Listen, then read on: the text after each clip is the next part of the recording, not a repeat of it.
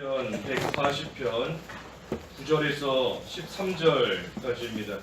140편 9절부터 13절까지 공부하겠습니다. 나를 애워쌌던 그들의 머리가 그들의 입술이 바란 그 재난으로 뒤덮이게 하소서. 타는 숯불을 그들 위에 쏟으시고 그들이 불 가운데와 수렁에 빠져 다시 일어나지 못하게 하소서. 모함하는 자는 세상에서 굳게 서지 못하게 하시고 난폭한 자에게는 재앙이 따라다니게 하소서. 여호와께서는 비천한 이를 도우시며 가난한 이에게 공의를 베푸심을 내가 알고 있습니다. 진실로 의인이 주님의 이름에 감사하며 정직한 자가 주님 앞에 살 것입니다.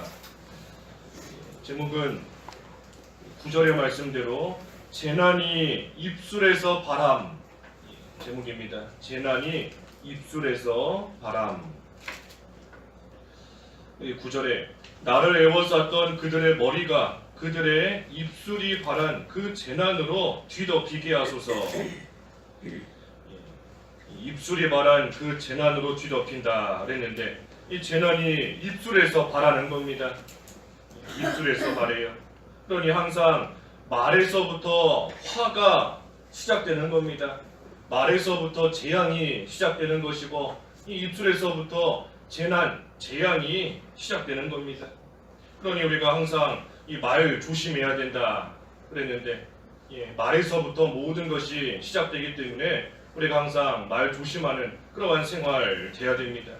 항상 말할 때에도 내가 하는 이 말이 하나님의 영광을 드러내는 그러한 말인지 다른 성도에게 유익을 주는 말인지 또 교회를 세워나갈 수 있는 그러한 말인지 항상 말 조심해서 우리가 모든 거 해야 되는 겁니다. 그래서 유익되지 않으면 이 말도 안 해야 돼요.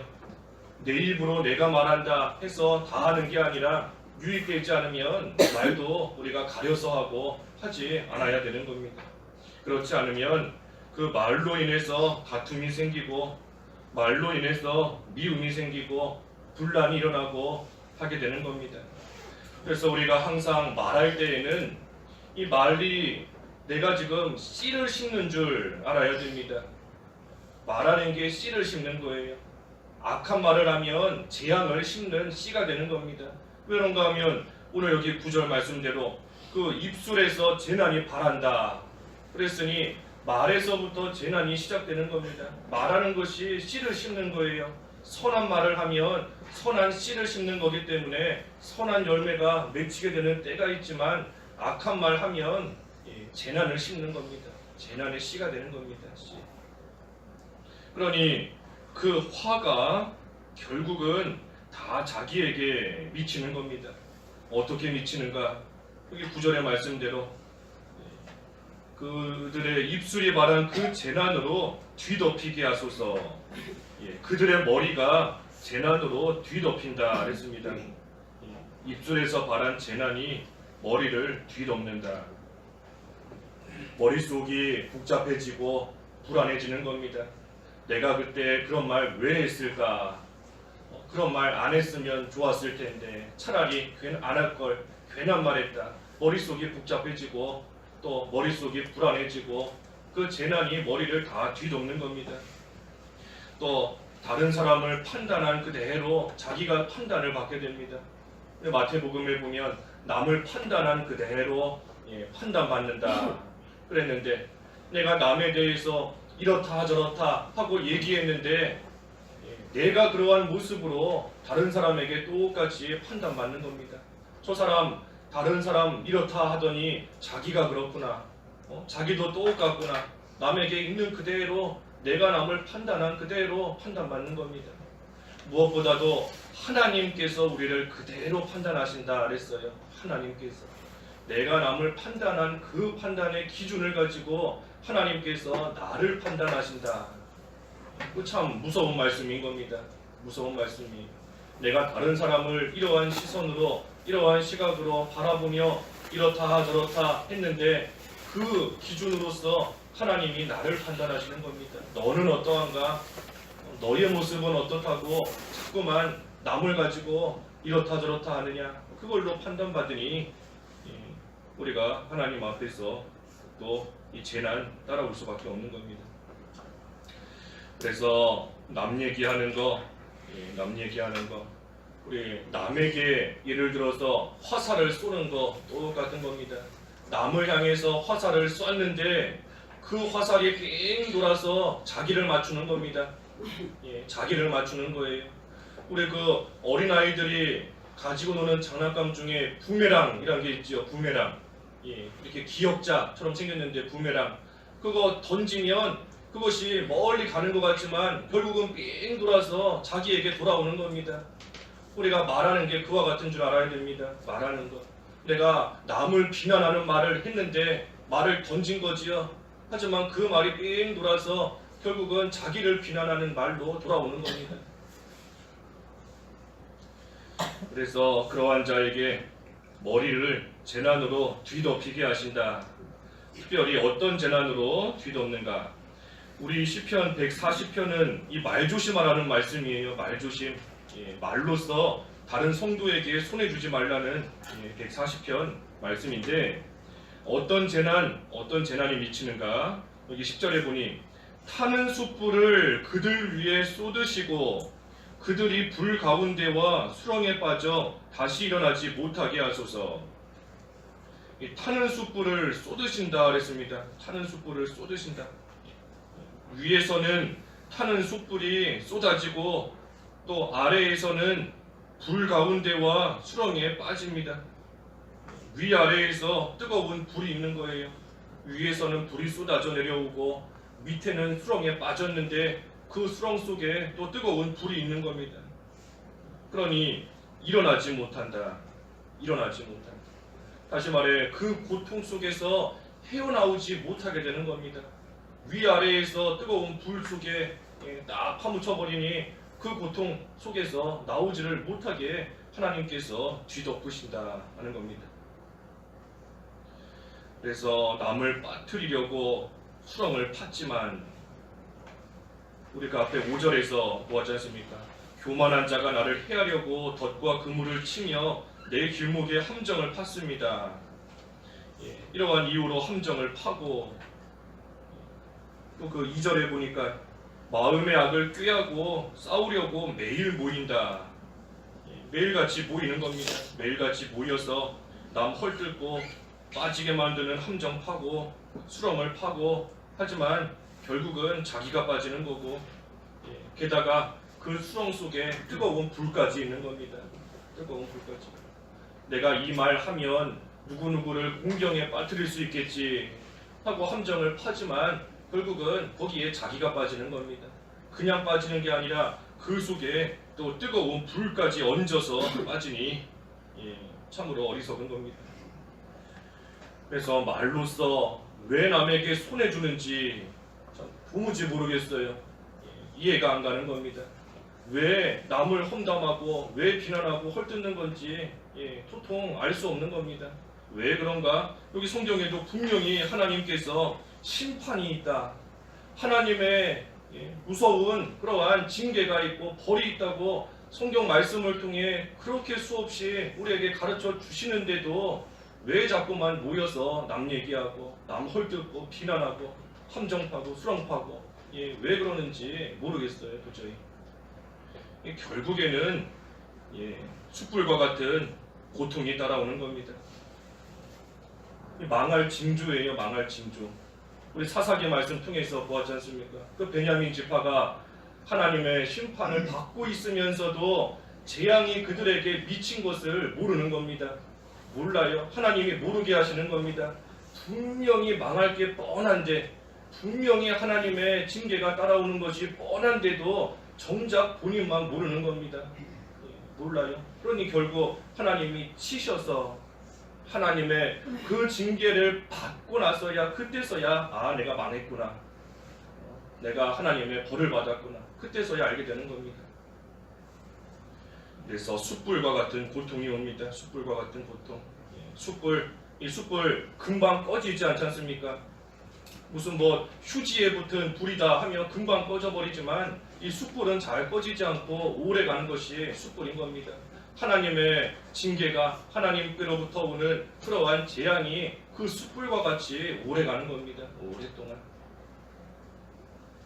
또 여기 11절에는 그 재앙이 따라다닌다 그랬습니다. 재앙이 따라다닌다. 11절에 모함하는 자는 세상에서 굳게 서지 못하게 하시고 난폭한 자에게는 재앙이 따라다니게 하소서. 모함한다 그렇죠. 모함하고 난폭한 자, 그러한 자에게는 재앙이 계속해서 따라옵니다. 계속해서. 그래서 세상에서 굳게 서지 못하게 하신다. 세상에서 굳게 서지 못하는 겁니다. 예수님을 믿기 때문에 구원은 받지만, 하지만 이 세상에서 굳게 서지 못하게 하나님이 하신다는 겁니다. 자꾸만 모함하고 난폭하게 나아가고, 그러한 자, 세상에서 사람들도 결국은 멀리하게 되어 있습니다. 사람들도 버려요. 그러한 사람은. 왜 그런가 하면 사람들도 아는 겁니다. 알아요. 지금은 이 사람이 내 앞에 와서 남 얘기하지만 다른 사람 앞에 가서는 내 얘기도 이같이 하겠구나 하는 거 아는 겁니다. 내 앞에 와서는 지금 누가 이렇다 저렇다 하면서 얘기하지만 또 딴 데 가서는 나에 대해서도 그와 같이 똑같이 비난하고 똑같이 헐뜯고 얘기하겠구나. 그런 것을 아니, 그러한 사람 점점 멀리하게 되는 겁니다. 사람들도 버리는 거고 멀리하는 거예요. 그러니 세상에서 굳게 서지 못하고 결국은 넘어지게 되는 겁니다. 하나님의 은혜 받지 못하고 사람들에게도 또 버림당하는 겁니다. 그러니 재앙이 계속해서 따라온다. 재앙이 따라온다. 그러니 우리는 재앙이 따라오지 못하게 해야 됩니다. 재앙이 우리를 따라오지 못하게 해야 돼요. 어떻게 하면 그렇게 하는가? 오늘 재난이 입술에서 발한다. 그 재난이 입술에서 시작된다. 그랬으니 입술을 조심하면 재앙이 따라오지 않는 겁니다. 입술에서부터 발하는 것이니 거기에서 시작하니 우리의 입술 조심하면 그 재앙 따라오지 못하게 하는 겁니다. 그리고 또한 12절에 여호와께서는 비천한 이를 도우시며 가난한 이에게 공의를 베푸심을 내가 알고 있습니다. 비천한 이를 도우신다. 가난한 이에게 공의를 베푸신다. 그랬으니 우리가 가난하고 비천한 자, 다시 말해 겸손이 낮아지면 하나님께서 도와주시는 겁니다. 비천한 이를 도우신다 그랬지 않습니까? 도우신다. 그러니 지금까지는 내가 말을 조심하지 못하고 함부로 하고 내 입술에서 많은 재난의 씨가 또 심겨졌다 할지라도 이제부터라도 가난하고 비천한 자가 되어서 겸손하고 낮아져서 하나님 앞에 바로 하지 못한 거 회개하고 이제부터라도 조심하며 나아가면 하나님께서 도와주시는 겁니다. 분명히 도우신다 그랬지 않습니까? 도우시고 공의를 베푸신다. 하나님께서 그 가운데서 또 건져주시는 그러한 은혜가 반드시 있는 겁니다. 그러니 우리가 지금까지 그러한 생활이었다면 이 말씀 우리가 다시 한번 생각하면서 이제부터라도 말하는 것 조심해서 해야 됩니다. 모든 면에 있어 조심히 하고 또 그러지 못했던 거 겸손히 회개하고 나아가면 하나님께서 다시 건져주시고 다시 세워주시는 겁니다. 특별히 여기 비천한 이를 도우신다, 가난한 이에게 공의를 베푸신다 한 것은 또 다른 의미가 있는데, 그것은 이 믿음 지키다가 어려움을 당해도 하나님이 도와주신다는 겁니다. 가난해졌다, 비천해졌다, 믿음 지키다가 가난해진 겁니다. 믿음 지키다가 비천해진 거예요. 하지만 그러한 자, 믿음 지키기 위해서 육신적인 어려움을 끝까지 참고 견디며 나아가니 하나님께서 그러한 자 도와주시고 공의를 베푸신다. 다시 말해 어려움 속에서도 환난 속에서도 또 억울함 속에서도 끝까지 믿음의 길 걸어가는 자를 하나님이 건져주시고, 하지만 그때의 악인은 하나님이 심판하신다. 공의를 베푸신다 하였습니다. 여기 중요한 것은 12절 끝에 내가 알고 있습니다 이게 중요한 겁니다. 내가 알고 있습니다. 우리가 다 알고 있습니다. 다 알고 있어요. 하나님 앞에서 말도 조심해야 된다 하는 거 우리 뭐 모르나요? 다 알고 있지요. 알고 있고 끝까지 믿음 지키면 하나님이 도우시고 건지신다 하는 것도 다 알고 있는 겁니다. 하지만 아는 데서 그치니 문제인 겁니다. 알기만 하고 그것이 우리의 믿음과 합해지지 못하니 우리의 믿음으로 이어지지 못하니 그것이 문제인 겁니다. 그러니 정확하게 말하면 모르는 겁니다. 모르는 거예요. 정말로 안다 하면 그러한 길로 갈 수 없습니다. 정말로 알면 뭐 여러 번 예를 드는 것처럼 음료수에 누가 독을 탔다 알면 아무리 먹으라 권해도 절대 먹지 않는 겁니다. 독이 있는 거 아는데 왜 먹고 어떻게 먹겠어요? 하지만 그것을 먹는다 하면 모르는 겁니다. 실상은. 그러니 우리가 내가 알고 있습니다. 알고 있습니다. 하고 있지만 사실 우리가 그러한 길 계속해서 걸어가고 있다 하는 것은 모르는 겁니다. 하나님의 심판도 모르는 거고 하나님의 말씀도 모르는 거고 하나님의 공의도 모르는 거고 하지만 겸손히 회개하기만 하면 하나님께서 반드시 건지시고 반드시 다시 세워주시는 겁니다. 그것도 우리가 알아야 돼요. 알아야 됩니다. 마지막 13절에 진실로 의인이 주님의 이름에 감사하며 정직한 자가 주님 앞에 살 것입니다. 끝까지 믿음의 길 걸어가는 자가 의인이고 정직한 자입니다.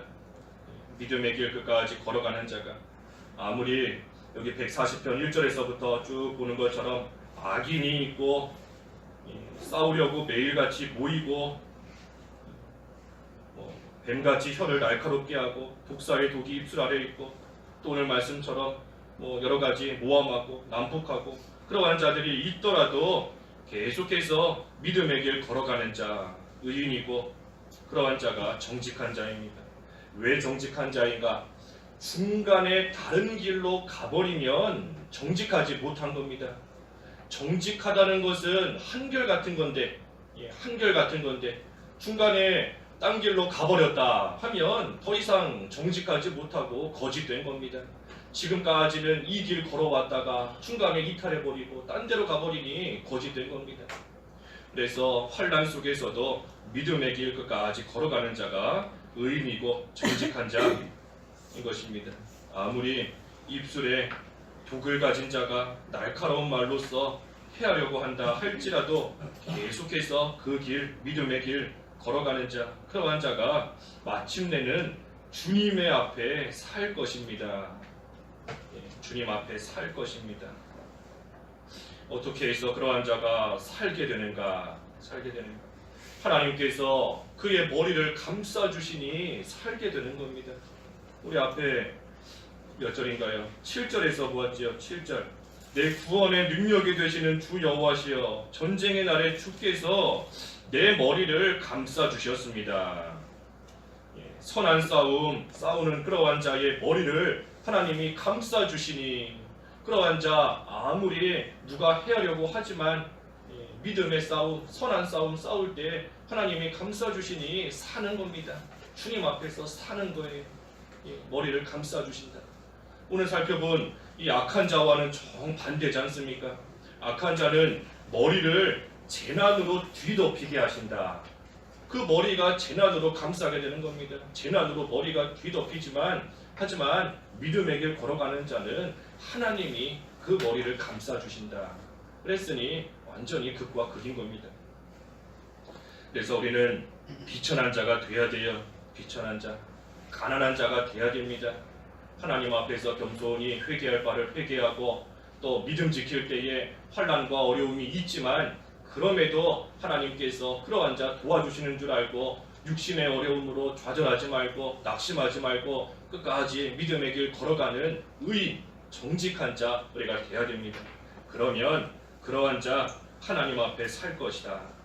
하나님 앞에서 감사와 기쁨이 있게 하시고 또 그러한 자 반드시 일시적인 어려움 당하지만 승리의 생활 할 수 있도록 하나님께서 도와주시는 겁니다.